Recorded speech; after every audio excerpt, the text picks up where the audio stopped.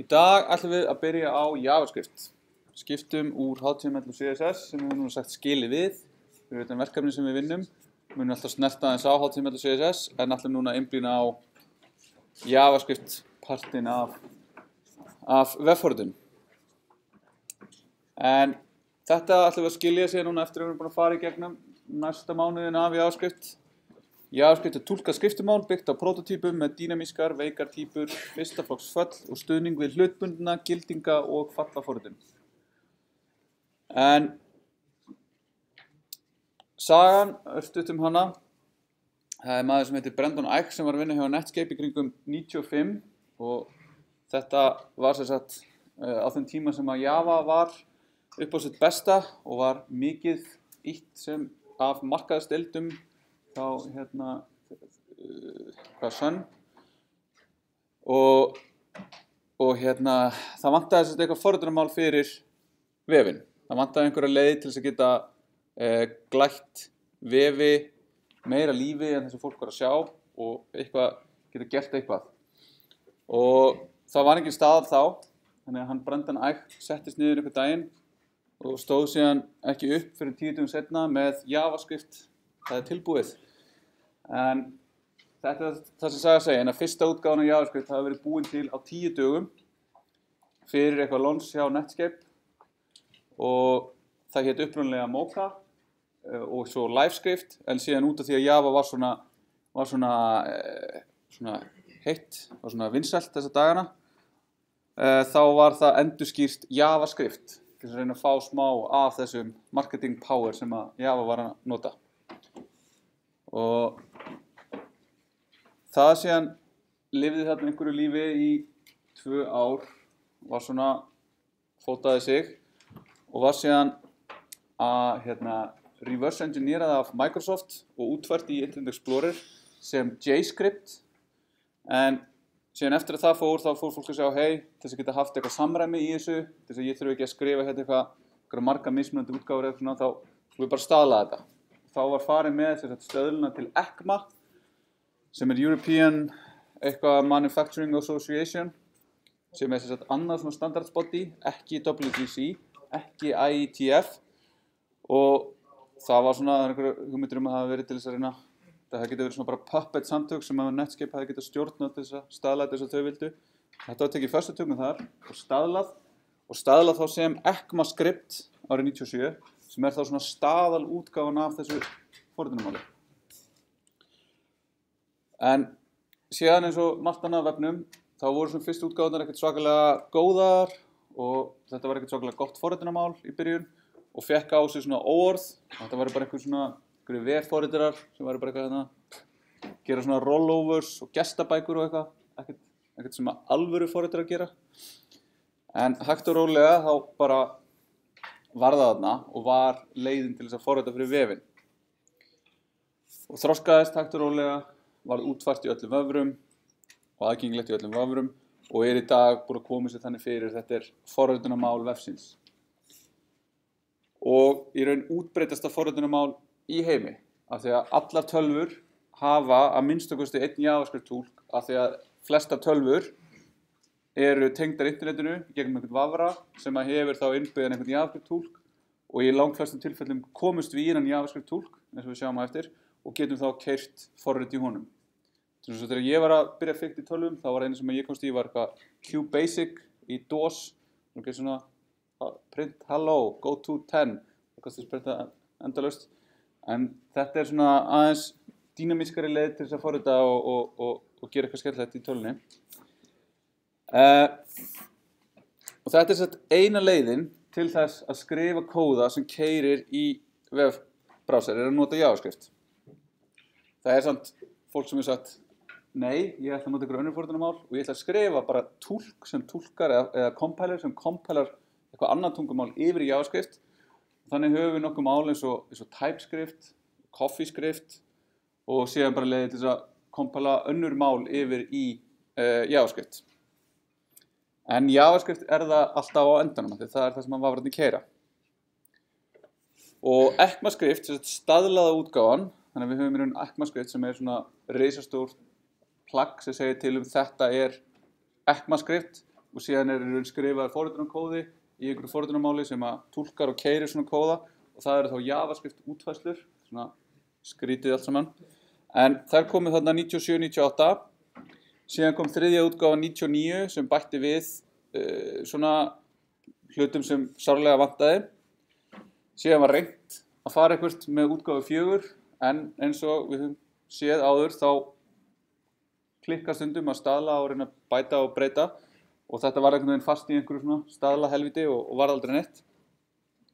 En 5. útgáfa kom síðan 2009, þannig að þá sjáum við að það líða 10 ár þarna milli útgáfa sem á vefnum er heil eilíf og þá voru svona einhverju buggar lagaðir í staðlinum og við gátum farið að vinna með einhverja nýja virkni sem lagaði og síðan í raun 6 árum eftir það, í júní 2015, kom ECMAScript 6 og stundum líka kallað ECMAScript 2015 og það innihélt mjög marga nýja fítusa og er það sem við förum yfir. En JavaScript hefur syntax sem svipar mjög til Java. Það hefur líka hugmyndir úr awk og Perl sem eru svona forritunarmál sem eru mikið notuð í Linux. Awk verandi svona scriptingmál, en síðan hefur það öðruvísi klasakerfi en til dæmis í Java og við munum sjá það seinna. En það hefur ekki svona klassískt object-oriented kerfi, heldur hefur það prototypu basera kerfi. En þessi yfirferð fylgir Eloquent JavaScript bókinni að einhverju leyti. Ég aðlaga þetta aðeins meira þannig að þetta fylgir köflunum eins og ég get og sleppir einhverju og bætir einhverju við. Og áður við þurfum að skoða svona nitty-gritty hvernig þetta forritunarmál virkar, þá mjög gott fyrir ykkur sem eru að læra forritur og búin að vera að vinna í Java að muna það að Java is to JavaScript as ham is to hamster. Og það er bara það að þetta heitir bæði Java. Það er Java í báðum þessum nöfnum. Það er svona, og það hefur einhvern syntax sem er svipaður, að það er eiginlega líkur því hversu lík þessi forritunarmál eru. En það sem skiptir mestu máli í fyrstu er það að Java er þýtt, sem þýðir að við þurfum að hafa einhvern þýðanda, við þurfum að skrifa forritunarkóðan okkar, við þurfum að keyra einhvern þýðanda sem þýðir forritunarkóðan okkar yfir í eitthvað annað, einhvern bytecode fyrir Java sem er keyrður síðan í JVM-inu og þar keyrist hann. En JavaScript er túlkað af þeim JavaScript túlk sem við erum að nota hverju sinni. Þá til dæmis eins og ef ég opna JavaScript skrá í Chrome, þá nota ég JavaScript túlkin sem heitir WAF8 og við heyrðum aðeins í seinustu viku sem er það sama á Node notar. Og sá túlkur mun túlka forritunarkóðan þegar við keyrum hann og síðan gefa okkur útkomuna. Og þegar við hlöðum síðan aftur, þá mun kóðin vera túlkaður aftur. Það er ekkert svona compile skref sem við sjáum. Við fáum aldrei neitt svona compilaðan kóða sem við þurfum að færa eitthvað á milli. Við erum bara með JavaScript kóðun okkar, sem er bara forritskóðun okkar og hann er túlkaður. Og síðan það annað það að þetta er ekki statically típað mál, sem þýðir þá að breyturnar í Java hafa típu. Við segjum int foo, þá er foo eitthvað sem heldur utan integer tölu. En í JavaScript höfum við bara breytur sem halda utan gildi og gildin hafa típu. Þannig að við munum sjá hvernig það er þá öðruvísi hvernig við skilgreinum breytur. En þessi JavaScript túlkar eru yfirleitt aðgengilegir í gegnum einhver svona DevTools sem er þá hvort sem það er í Chrome eða Safari eða Edge. Og við getum þá opnað og förum þá í eitthvað konsól og þar getum við skrifað skipanir og einhver forrit. Þannig að ég get núna farið hérna og opna bara fyrir þessa síðu DevTools. Hér er eitthvað sem heitir console og hér get ég bara byrjað að skrifa 1 + 1 sem eru 2 og ég er þarna að keyra þetta í JavaScript túlk. Og ég get sagt eitthvað hérna let foo jafnt og 1. Þá er ég búinn að skilgreina breytuna foo og ég get prentað hana og hún hefur gildið 1. Síðan hef ég, þegar við settum upp Node í seinasta tíma, þannig að ég get farið hérna og ég get opnað Node túlkin með því að skrifa Node í terminal hérna og þá fæ ég aftur aðgang að JavaScript túlk sem er þá í raun ekki sá nákvæmlega sami og er í vafranum en er mjög keimlíkur. Hann er kannski einhverju útgáfu eftir eða undan eða eitthvað svoleiðis. En þarna ég raun að keyra JavaScript kóða í Node og í Vavra og þetta þetta að geta keyrt bæði eitthvað á server og client í sama forritunarmálinu sem að mörgum finnst mjög gott. Þannig að við lokum þessu og opnum það síðan aftur af því að flest umhverfi sem keyra JavaScript bjóða upp á console hlut sem þá annað en þetta console hér. Þetta þá einhver hlutur sem aðgengilegur í umhverfinu sem JavaScript keyrir í og þessi hlutur hefur aðgerðir sem við munum skoða betur í næsta tíma hvernig hlutir virka.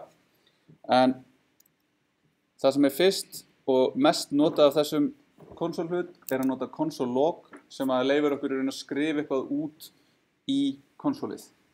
Þannig að þá get ég verið með eitthvað kóða sem að keyrir. Svo ég segi hérna foo, það skila með breytunni hérna. Og svo get ég líka gert console log foo inniheldur foo. Þá keyrir þetta og skrifar það út í konsolið hérna. Þannig að við munum nota þetta og við notum þetta oft þegar við erum að debugga til dæmis. Þá erum við með eitthvað sem keyrir á vefnum hérna og við gerum eitthvað, við ítum á einhver takka og við þurfum að vita, hey, hvað þetta gildi? Ég þarf að debugga þetta og þá þetta ein leið til þess. Það að skrifa út eitthvað gildi þarna sem við getum síðan lesið og segja, já, ok, þegar ég ítum á takka þá gildið X, ég held að vera Y, ég þarf að laga forritunarkóðann minn og gera eitthvað nýtt. Þannig að við munum nota þetta mikið til þess að skoða hvað í gangi í forritunum okkar. Og það síðan fleiri aðferðir þarna sem við munum hægt og rólega kynnast. En nú ætlum ég bara að byrja yfirferð yfir það hvað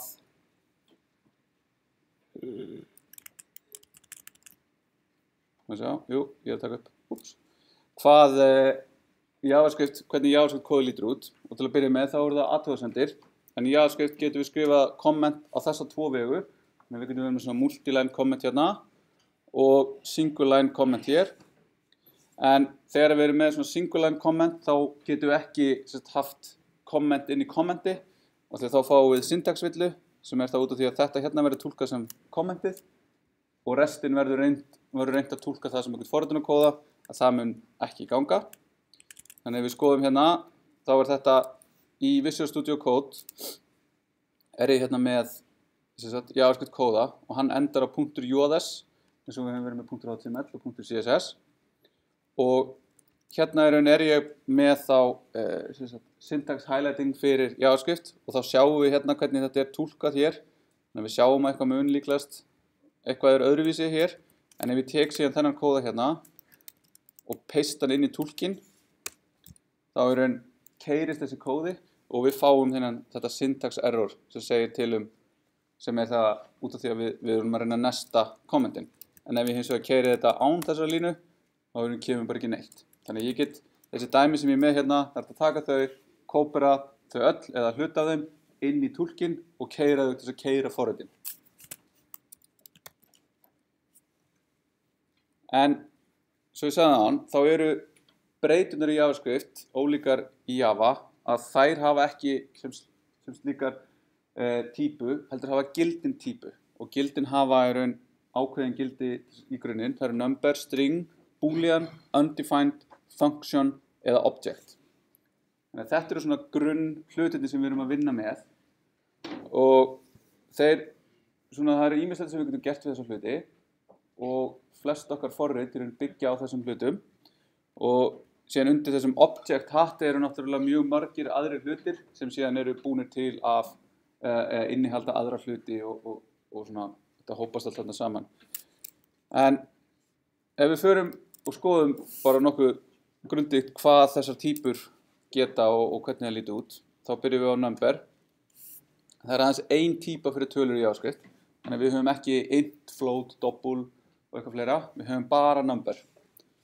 Og number skilgreint sem floating point tala sem þýðir að við erum að nota 64 bita 0, 1, 0, 1, 0, 1, 0, 1, 0, 64 svona til þess að túlka allar tölur og af þessum bitum þá fer 1 bit í að segja til hvort þetta sé jákvæð eða neikvæð tala síðan fara 11 bitar í það ef þetta brot, þá reyna að skilgreina hvað eru aukastafirnir og 52 bitar í að skilgreina hvert gildið. Þannig að til að finna hámarkið, þá myndum við finna hvað 2 í 50 öðru vildi, það hæsta talan sem við getum representað, pluss eitthvað í bitum og þetta verður rosa, það er mikil fræði á bakvið það hvernig við representum floating tölur. En, við ætlum ekki að fara dýpra í það núna, við ætlum bara að vita það að það er ein típa fyrir tölur í JavaScript og hún getur bæði verið heiltölur og brot. Þannig að þetta er tala, ein og sér er tala, 100 er tala og öll brot eru með punkti, þetta er ameríska kerfið, ekki með kommu, þannig að ef þið reyna að skrifa íslenskar tölur þá munið þið bara fá syntaxvillu, 1,1, já, ok, það mun reyndar, JavaScript er mjög forgiving, þannig að það mun virka. En út af því að við erum bara með eina típu fyrir tölu og þessi típa virkar bæði fyrir heiltölur og brotatölur, þá þurfum við að passa upp á nákvæmni í brotum. Þið munið ekkert endilega lenda í þessu strax, en það er gott að reyna að negla þetta inn núna, að þegar við leggjum saman tvö brot, þá fáum við ónákvæmar niðurstöður út af því hvernig tölurnar eru geymdar í JavaScript. Þannig að ef ég legg saman 0,2 og 0,1, þá fæ ég ekki út 0,3, þetta fæ ég út 0,3, rosalega mörg 0,4. Og það gerir það líka verkum að þegar við erum að fara að bera saman hluti þar sem við erum að leggja saman einhver brot, að þá getum við ekki sagt, heyrðu, er 0,2 pluss 0,1 jafnt og 0,3, af því það myndi verða ósatt, út af því að það er ekki það sama. Til að sýna hérna, þá er þetta hérna þegar ég keyri þetta. 0,2 pluss 0,3, það er eins og 0,5. Þannig að þetta hefur eitthvað með það hvernig þetta er sem að veldur því hvernig þetta er gengt síðan. 0,3 pluss 0,1? Já, það er 0,4. En þá sjáum við líka hérna, áður en ég er búinn að ýta á Enter, þá er komið nýr feature hérna í Chrome, þannig að við sjáum hvað erum að fara að gera. Þannig að þessi tól er alltaf að verða betri og betri, en ef leiði ég ýti síðan þá fæ ég raun, þá keyri ég þessa segð og fæ niðurstöðuna í konsolið. Síðan getum við líka skilgreint tölur með scientific notation sem er þá í raun eitthvað brot einhver tala sem er þá í raun talan í 10. veldi. Síðan getum við fengið gildin hérna fyrir infinity og minus infinity þegar við erum með útreikningar sem er að brjóta það mögulega pláss sem að tölurnar hafa. Þannig að ef við til dæmis tökum 9 og markvöldum það í 10.999. veldi þá fáum við infinity, þannig hérna fáum við 9 með mörgum núlum og síðan hérna lokum infinity. Og 1 deilt með 0 er ekki í raun villa, og svo maður myndi svolítið hérna deila með 0 er ekki bannað, en það er út af því að þetta er í raun túlkað þannig að þetta er markgildið þegar þetta stefnir á 0. Það er óvandilegt. Þetta verður aldrei raun og veru deilingin 1 deilt með 0. Þannig að það eru einhverju núansar í JavaScript sem að þið eftir að reka ykkur á. Gerir þetta svolítið áhugavert forritunarmál sem við erum með. Síðan höfum við virkja til þess að framkvæma reikning, þannig að það eru margföldun og plús. Og þetta sem fylgir almennt forgangi reikningsaðgerða sem við þekkjum, plús og mínus skipta liðum og allt það. En við getum síðan nota svega til þess að breyta forganginum og þá eru svegar með hærri forgang, þannig að reikna upp úr þeim fyrst áður en að reikna út úr seginni. En við höfum síðan fleiri aðgerðir sem er ekki bara deiling, margföldun og plús og mínus, heldur er hérna til dæmis remainder virkin, síðan höfum við aðra virkja sem eru eins og boolean virkja sem leyfa okkur að gera einhverja boolean aðgerðir á hlutum og tölum. Og þá þegar við fyrir að blanda þessu saman, þá getum við lent í því að forgangurinn fari að trufla okkur eitthvað, og þá getum við alltaf nota svega, eða við getum flett upp hvaða virkjar hafa hvaða forgang. Þá vísar þetta hérna á MDN, þar sem er farið við þetta. En sem sagt, prósenta er afgangsvirkin, remainder operatorinn, og hann skilar okkur í raun afgangnum eftir að það er búið að deila. Þannig að ef ég tek 10 afgangur 2, ég veit ekki hvort það sé eitthvað betra íslenskt nafn, þá það í raun 5, afgangurinn 0, þannig ég fæ út 0. Ef ég geri það hins vegar með 11, þá 11 deilt með 2, 5, eitthvað og þá afgangurinn 1, út af því að það í raun, já.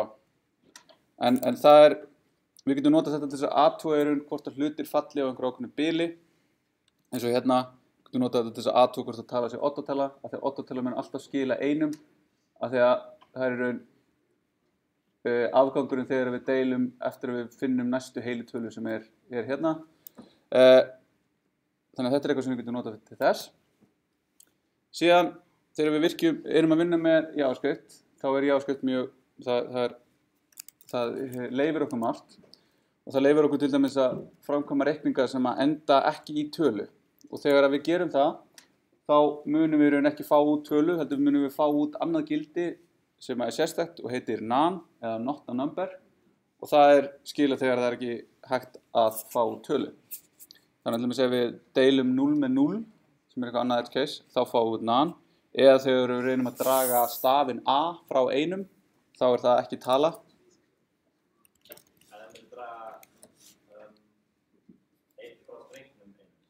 Eitt frá strengnum 1, þá fáum við 0. Nákvæmlega. Hvað gerast? Þetta eitthvað skrítið.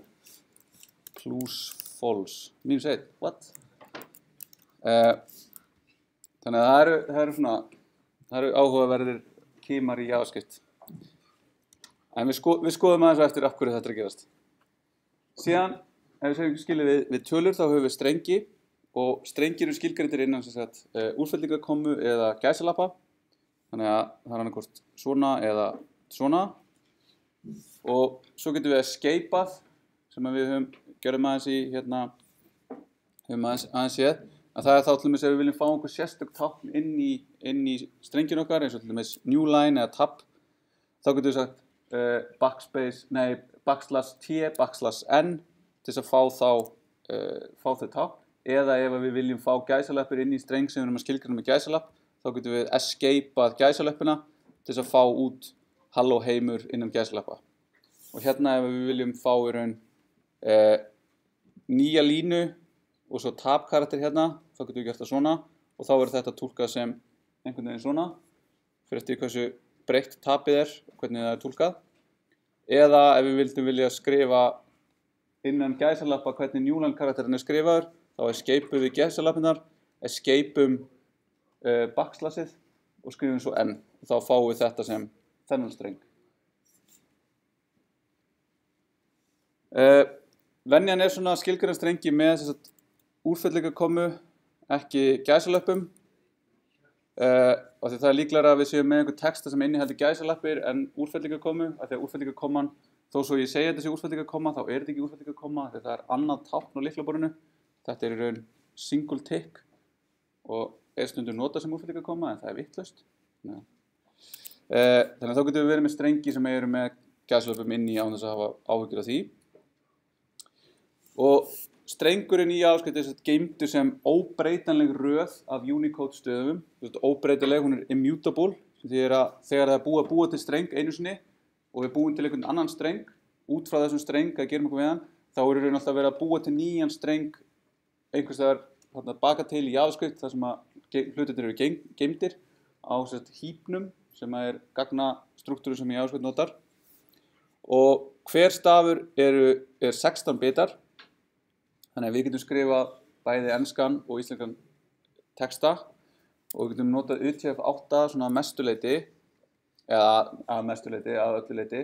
En út af því að UTF-8 þarf í raun meira pláss en 16 bita, þá taka sumir stafir 2 pláss. Og það leiðandi að þeir taka 32 bita, að eitt stafur birtur sem eitt tákn, eitt stafur, eitt glyph á skjánum, en í raun og veru 2 stafir svona bakvið.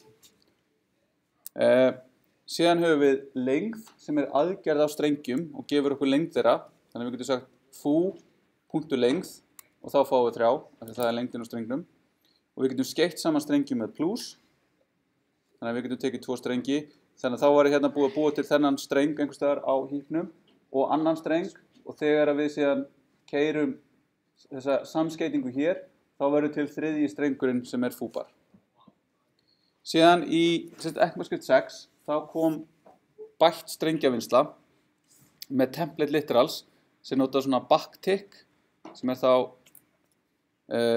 þessi stafur hérna, alt stjarna á lyklaborðinu, já, og hvað gerist? Svona, og þá getum við, í staðinn fyrir að vera að nota þessum plus til þess að setja saman strengi, þá getum við nota þetta og sett inn segðir og nýja línur í strengi mun auðveldar en að vera að nota þessa plusa. Þannig að þá getum við sagt hérna, þetta er strengur sem er í 2 línum, þar að segja það er ósýnilegur newline karakter hérna og hann inniheldur 2 segðir sem eru þá inn í þessu dollar slaufusvigi opnast, svo kemur einhver segð, þá hérna segðin 1+1 og lokast og þá er þetta túlkað sem 1+1 er 2, 10 sem 10 eru 100. En síðan, ef við skoðum hérna, þá getum við gert eitthvað hérna hello.length, svo getum við gert eitthvað emoji hérna .length og þá sjáum við, það er 2. Og það er það út af því að emojiið það notar meira en 16 bita til þess að vera representað, sem þýðir þá að það eru 2 stafir hérna bakvið. En þetta gæti bitið ykkur ef við varum að gera eitthvað mjög flókið emoji for it og við varum að halda að emojiin væri alltaf 1 stafur, sem þau eru ekki. Síðan hefur við boolean sem er frekar einfalt. Það er annarkvort true eða false og við notum þetta oft þegar við erum að bera ykkur hluti saman. Þá fáum við út eitthvað boolean gildi sem segir til bara eitthvað, er þetta já eða er þetta satt eða er þetta ekki satt. Og svo hefur við nokkra einstæða virkja líka í JavaScript. En þá eru þessi virkjar sem leyfa okkur að gera eitthvað, það geta verið að 3 tegundum. Við getum verið með unary operator, einstæða virkja, sem virkar bara á 1 gildi. Tvístæða, eins og við sjáum plus, tvístæður, hann virkar á 2 gildi, það er binary operator. Og svo er einn þrístæður virki sem virkar á 3 gildi, eða ternary operator. Og þá er hann kallað ternary operatorinn, af því að hann er bara 1 ennþá. Til dæmis mínus getur bæði verið unary, -1, þá er það í raun einstæður virki sem segir að talan er neikvæð, eða það getur verið 1-1, þar sem það er binary operator eða tvístæður virki sem er að draga 1 frá einum. En síðan eru líka virkjar sem eru notaðir sem tákn eða orð. Þá er helst type of virkin sem er einstæður virki sem tekur við eitthvað gildi og lætur okkur vita hver er típan á því gildi. Þannig að þá getum við sagt type of hello, þá fáum við tilbaka að það er string, type of 1 er number, type of true er boolean og svo framvegis. Þannig að við getum farið að nota þetta þegar við erum að lenda í því að það er eitthvað búið að gera sem lætur hlutunum okkar vera skrýtna. Þá viljum við kannski spyrja JavaScript túlkinn, ok, hver er raunveruleg típan á gildinu eða á gildinu sem þú breyta inniheldur. Þá getum við nota type of. Hver er þetta hana breyfandur? Við sjáum hann á ternary operatorun, við sjáum hann á eftir. Síðan höfum við aðgangi í Java að sletta svona hjálpaföllum sem að hjálpa okkur með að vinna með strengi og tölur og þau eru partur af umhverfinu. Umhverfið er þá keisluumhverfið sem við erum að keyra kóðun okkur í. Til dæmis höfum við isNaN fallið sem segir til hvort að gildi sé nan og þá er hérna gildinu er kastað fyrst í tölu. Þannig að ef við spyrjum, er þessi strengur tala, þá er strengurinn tekinn og það er geti látið þennan streng verða tölu. Já, ok, þetta er tala, annars ekki. Þannig að við fáum isNaN 1 er false, isNaN a er true, þetta er ekki tala. IsNaN strengurinn 1 er hins vegar fær false út af því að isNaN fallið mun taka strengin 1. Sjá, þetta er gildið 1 inn í streng. Ég hef reglur hér sem segja mér að ég megi breyta þessu yfir í töluna 1 og þar alveg þetta segja ég, já, þetta er ekki not a number gildið.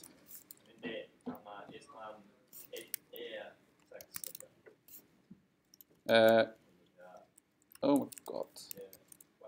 isNaN 1e6 false. Þannig að það er svona... Er þetta funka til að mynda þessum streng? þetta. Já, kannski ekki. Já, það er hægt. En það er nefnilega, að þetta er búið að vera til frá því upphafi, þá er ekki hægt að breyta þessari virkni, og þegar það myndir breyta þessari virkni, þá myndir brjóta gommu á forritum sem gera ráð fyrir þessari virkni, þannig að það er svona bakaleið farin til þess að laga þetta. Já. Má skrifa is a not a number. Má skrifa is a not a number. Já, en ekki is not a number. Nei, það verður að vera svona, nákvæmlega svona. Af því að fallið heitir þetta í staðlinum. Jú, þú getur gert það. Síðan höfum við annað fall sem er is finite, sem leyfir þá að segja okkur til hvort að gildi sé infinite eða ekki. Við höfum parse int sem leyfir okkur þá að taka einhvern streng og reyna að ná einhverju heiltölu úr henni og skila henni eða þá nan. Og þá er það til dæmis ef ég myndi búið til forrit sem myndi biðja ykkur um að skrifa inn eitthvað og ég myndi ekki geta einhvern veginn bannað ykkur að slá inn strengi, þá geti ég notað þetta til að reyna að ná tölunni úr því sem þið skrifiðuð. Og svo getum við sett hérna sem annað argument inn í þetta fall, radix, sem er þá tölukerfið sem við ætlum að nota. Og það er gott að skilgreina það þó við þurfum þess ekki. Og þá er það 10-kerfið. Þannig að þá getum við sagt, getum við passað 0100 í 10-kerfinu? Já, það er 100. Nei, það er bara nan. Og getum við passað 0100 í 20-kerfinu? Já, það er 4. Og svo getum við notað 8. kerfið, 16. kerfið, 19. kerfið, alls konar. Það er leifur okkur að gera sem við viljum hana. Svo hefur við svipað fyrir parse float, þó svo það sé ekkert sem heitir float, þá er þetta fall, sem leifur okkur þá að ná heiltölu með broti úr streng, skilatölu eða nan. Þannig að þá getum við notað þetta til þess að fá brot. Og síðan höfum við toFixed, sem leifur okkur að forma töluna með ákveðið mörgum aukastöfum. Getum við sagt einhver tala toFixed 2 sem myndi þá skilinni með 2 aukastöfum randað samkvæmt eðlilegum rounding-reglum. Þess að hérna 100, þannig að þá verður þetta svolítið skrítið hérna að við erum í raun með 100,66 eða 100.66 punktur toFixed. Þannig að þá munum JavaScript-túlkunni sjá þetta er tala, þetta er kall í fall sem er á tölum. Þannig að þetta er leyfilegt og þetta er svona svolítið skrítið. Þannig að þá getur ég sagt hérna, gefðu mér þetta með ákveðið mörgum aukastöfum. En það sem kemur út er ekki tala? Er ekki tala, það er strengur. Þannig að, party! En síðan er undefined, það er sérstakt gildi og það er gildi á breytum sem hafa ekki verið skilgreindar og gildi á eigindum hluta sem hafa ekki verið skilgreindir. Þannig að þá til dæmis gætu við verið með eitthvað kóða sem að er þetta skilgreint, maður getur lent í því. Þá getum við spurt áður en við reynum að kalli það, þegar við reynum að kalli eitthvað sem er óskilgreint, þá fáum við villu, bas is not defined, en þá getum við spurt áður, er bas með einhverja típu? Já, það er með einhverja típu og típan er undefined sem þýðir að það er óskilgreint. Þannig að öll gildi sem ekki eru skilgreint eru undefined. Síðan höfum við líka null sem er þá vísvitandi fjarvera gildis og í Java, eins og í Java þá getum við fengið svona null reference villu þar sem við reynum að referensa í eitthvað sem er null.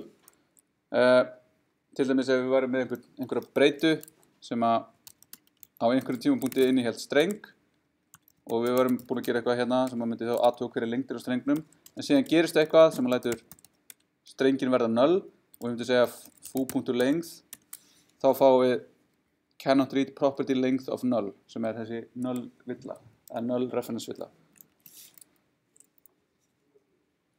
En samt síðan er típan á null skilgreind sem object. Þannig að við segjum hérna type of null er object sem er sennilega ekki satt. Þetta type of null ætti að vera null.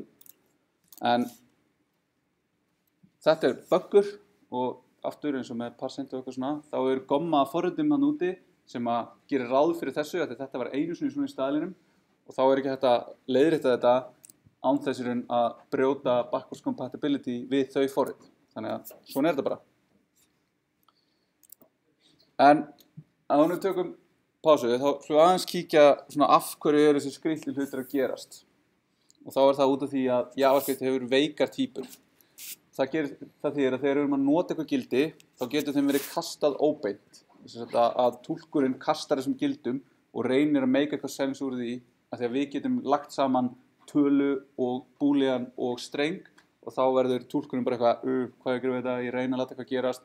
Það einhverjar reglur, nota þessar reglur og þá fáum við út eitthvað furðulegt. Þetta getum við gert í Java og C explicitly með því að segja allir int innan sviga fyrir fram á breytuna sem segir þá kastaði þessu í þetta gildi, nema þetta gerist óbeint. Og þessar reglur það hvernig þessum hlutum kastað eru kalluð type coercion. Þannig að það verður að coersa týpunar í eitthvað annað sem þær eru ekki. En þetta gerir það verkum að við getum í raun verið með forrit þar sem við verum að leggja saman einhverja hluti sem að myndu í einhverjum statically typed málum kasta villum, og við fáum ekki þessar villur, þegar við fáum bara eitthvað random út, en við fáum allavega ekki villur.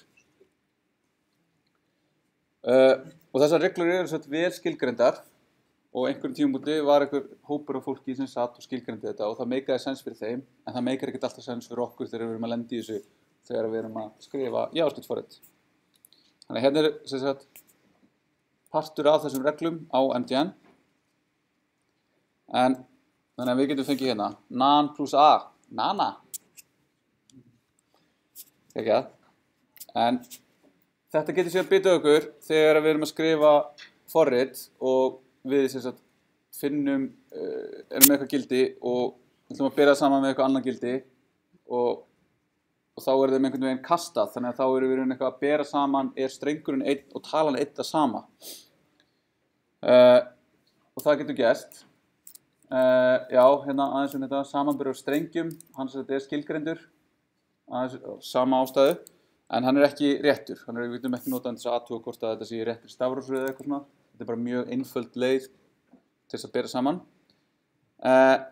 Síðan höfum við jafnt eða stærra og jafnt eða minna virkja, og síðan fyrir jöfnuð og ójöfnuð höfum við upphrópunarmerki jafnt og, sem þá ekki jafnt og, jafnt og, upphrópunarmerki ekki jafnt og jafnt og. Þannig að 4 virkjar til þess að fyrir jöfnuð og ójöfnuð. Já, við erum að fara í það núna. Þegar við notum jafnt og ekki jafnt og virkjana, þá mun túlkurinn byrja því að kasta báðum gildum áður en þau eru búin saman. Þannig að þá munum við vera að kasta, þannig að það sé hægt að bera þau saman, sem ég vísa í þessa töflu sem ég linkaði hérna áðan. Og eftir að búið að kasta báðum gildunum, þá eru þau búin saman. Eru þau það sama? Já, nei.